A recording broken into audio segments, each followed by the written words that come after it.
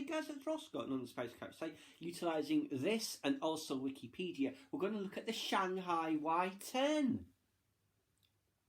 which was a Chinese airliner, of which there's a couple of prototypes built, but it never went into service. It was basically modelled on the Boeing 707, but closer in size to the Boeing 720.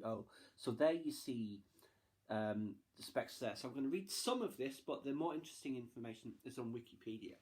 So, let's see, accommodation, flight crew 3 or 4, standard layout, 178 passengers, 6 abreast. First prototype flown late summer of 1980, first reported cross-country flight, Shanghai to Peking, Beijing as it is now of course, made on 8th December 1981. Sales, no details available, intended to meet the needs of CAAC, or CAC as I'll call it going forward, for domestic and international service. China's aircraft industry, with major development centres in several towns including Shanghai, town, it is a megacity, has been engaged for a number of years in an effort to bring its resources and capabilities up to Western standards. One of the most important projects in the furtherance of this objective was the design and construction of this 4-engine jet transport in a similar class as the Boeing 707. The first flight was made about 10 years after the project was launched and was materially aided by the availability of JT3D engines purchased as spares for CAC's fleet of Boeing 707s acquired from the USA. It is clear that the design has been influenced by that of the Boeing 707, though it is somewhat smaller, and the Y-10 should not be regarded simply as a Chinese copy of the US airliner. So that is what it says. And now, some more fascinating details from Wikipedia. Let's see. There is, first of all, I'll just show you an actual proper picture of it there. Sorry about the glare. So that there was a static model, there was a flight test model, and there was a fatigue testing model. So, history. Development work, code name 708, began in Shanghai in August 1970 for CAC. The plane was intended to serve as a demonstrator and help the Chinese industry obtain experience in large aircraft design and flight testing. The Y-10 development cost totaled 537.7 million yuan. The Chinese government prided itself on the program, citing a Reuters report which said after developing this kind of highly complex technology, one could no longer regard China as a backward country.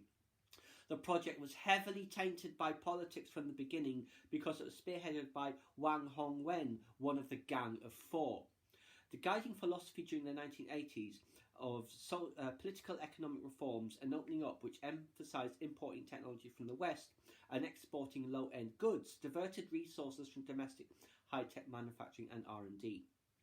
The strategic vision of an independently developed large transport plane had long been voiced by Mao Zedong, and in 2006, a similar project with updated design goals made its way into the 11th five-year plan, periodic strategic socio-economical development plans drawn up by the Chinese government. That might be the Comac 919. 3 aircraft were built by Shanghai Aircraft Manufacturing. The first was used for static testing, the second for flight testing, and the third for fatigue testing. First plane flew 26 September 1980, making 130 flights with 170 hours of flying time before it was retired in 1984. Let's see. In 1970, the factory got a Pakistan Boeing 707 that had crashed in Hetian, Xinjiang to study.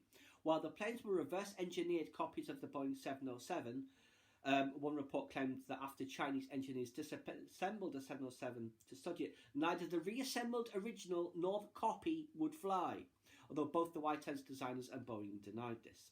While the Y-10 resembles the 707, its dimensions are closer to the 720, and the internal design is very different. By the time the prototype was first flown, debate about its viability surfaced based on the design that was already 30 years old. CAC, which already owned a modest Western fleet, would not purchase the plane. So, yes, it was cancelled in 1983, officially due to cost and market concerns. During its maiden flights, no governmental officials attended the ceremonies for fear of the connection to Wang Hongwen and the Gang of Four.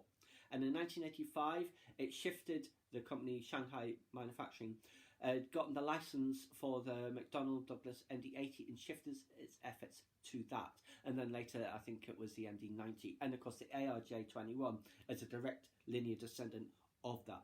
So yes, the Shanghai Y-10, what could have been?